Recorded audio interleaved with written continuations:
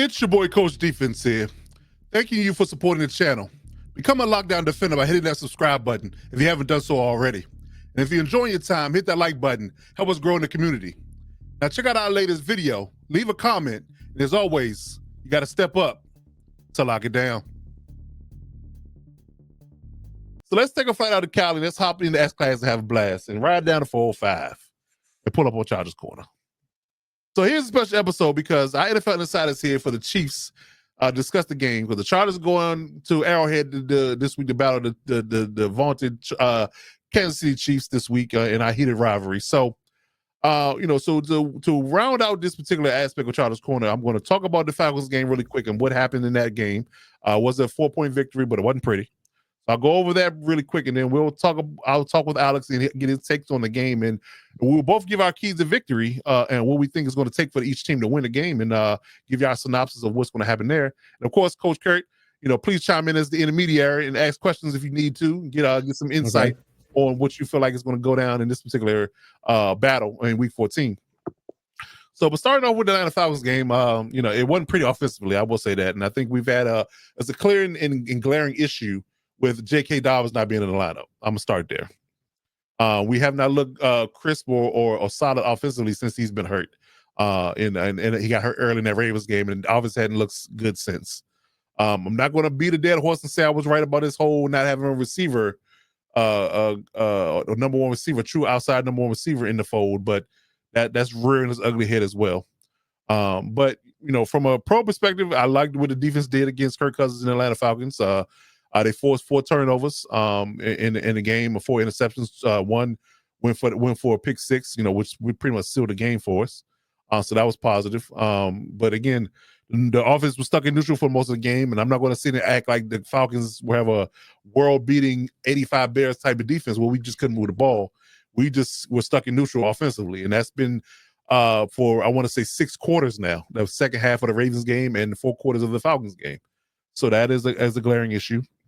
And Alex brought up a point about his O-line in the Chiefs, and I would argue that if the Chiefs or the Chargers had either tackles or interior O-line, they'd be one of the best O-lines in the league. If you took the tackles off the Chargers game to the Chiefs, they'd be the best O-line in the league. And if you gave us your interior O-line, we'd be the best O-line in the league. So it's funny. Y'all got a great interior O-line. Ours are terrible.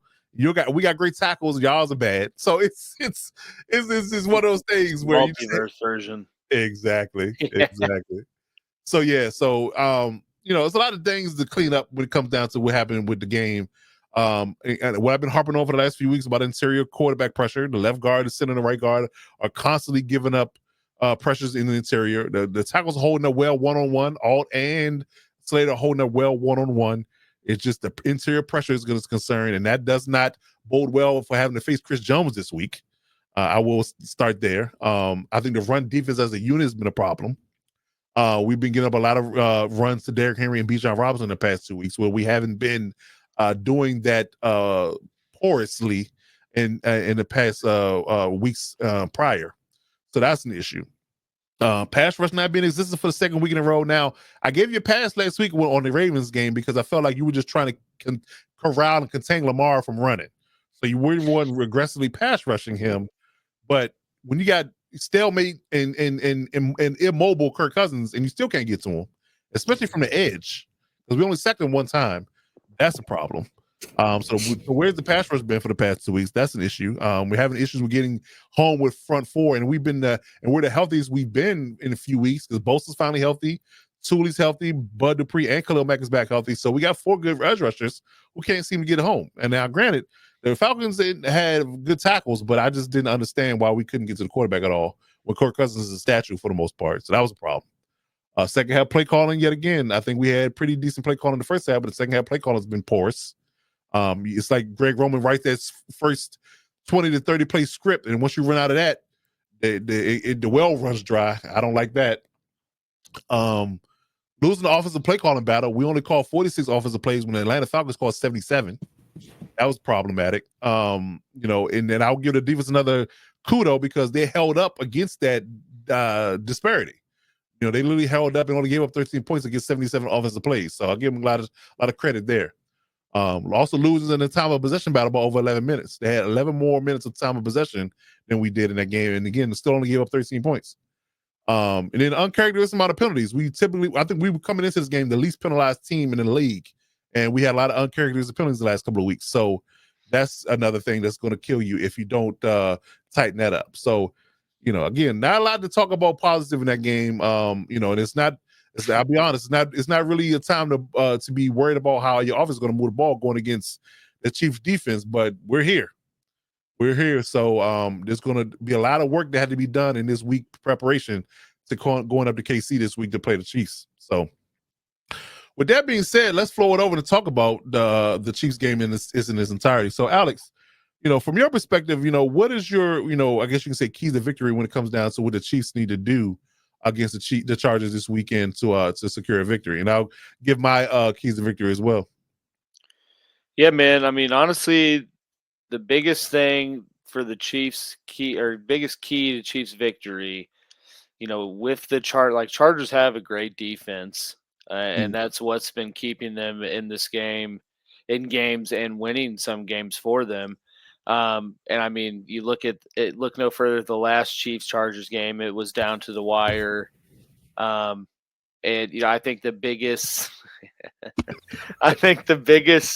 key would be, the Chiefs need to have a good running game and control the time of possession, and end just and not have these stalled out periods of the game where they're not getting any sort of points or getting down in the red zone.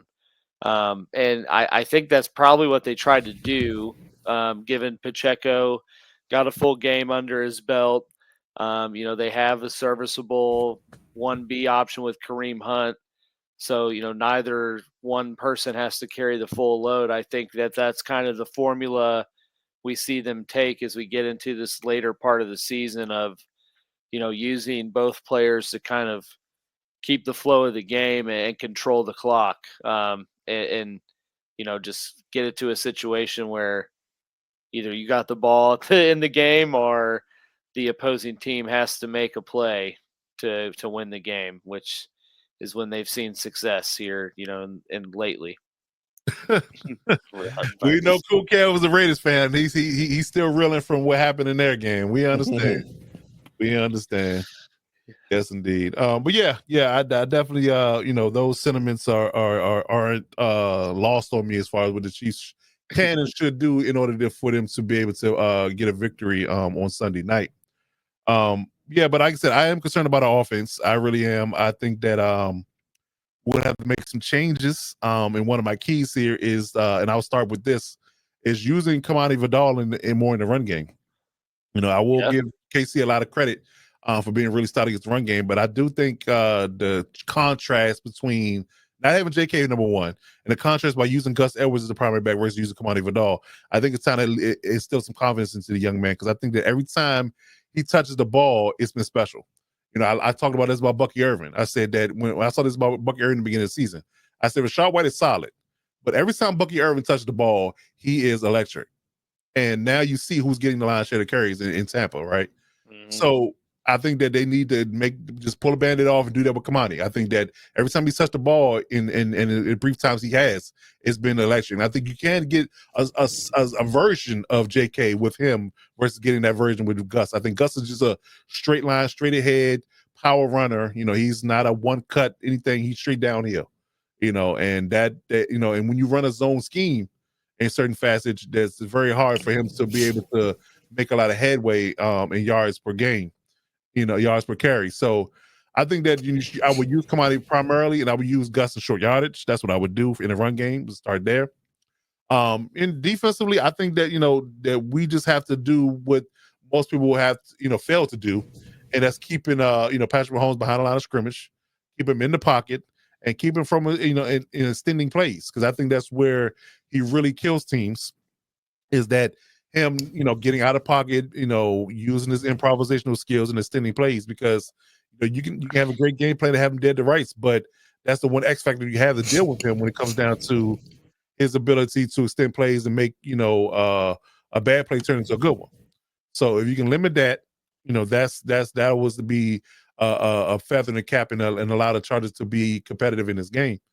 Also winning the time of possession. I mean, if nothing else, if you not only limit him, but if you keep him on the sideline, that is always great. Best way to beat him. That's where to be, keep him on the sideline, right? So yeah, win the time of possession, which you haven't been doing the last 2 weeks.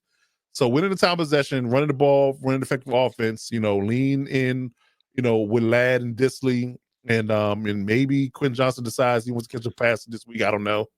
It's up for debate, but yet again, if he decides he want to play this week, then that'll help us. But DJ Chark played last week, but only played 2 snaps. I'm not sure what's going on there.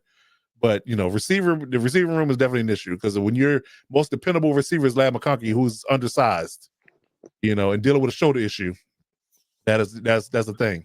That's really a thing that people can focus in on and take away. But yeah, Higginston plays if the Kelsey fit fantasy purposes. Okay, Kev, I see. Yes, indeed. So so again, we got to generate offense for 4 quarters. We can't have these lulls. I think we did that. We were banged up and injured. I think both our tackles were missing in the first game we played in SoFi. But even still, our offense was stagnant in the second half. We only scored 10 points. Y'all scored 17. In this particular game, we run solid offense in for 4 quarters. We will win the time of possession, I feel, and that will bode well for us putting more points up. Mm-hmm. But that's going to be the issue. Can we do that? And that's going to be paramount in us to be, in this game and essentially try to win it.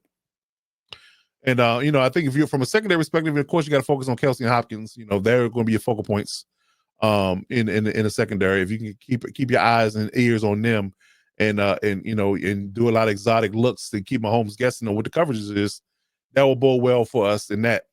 And in the front 7, just be stout against the run game. Don't let Pacheco and Kareem Hunt get downhill on us a lot, and we'll be better off because I think that's what Andy Reid's going to do. One thing Andy Reid is known for, and I'm very versed in this. He's not going to overthink things. If you're weak at an area, he's going to exploit that. He may not be known for running the ball, but he will run the ball enough if you're weak at it. So if he can run the ball and give Mahomes, short yardage, second and third downs, he's going to do that.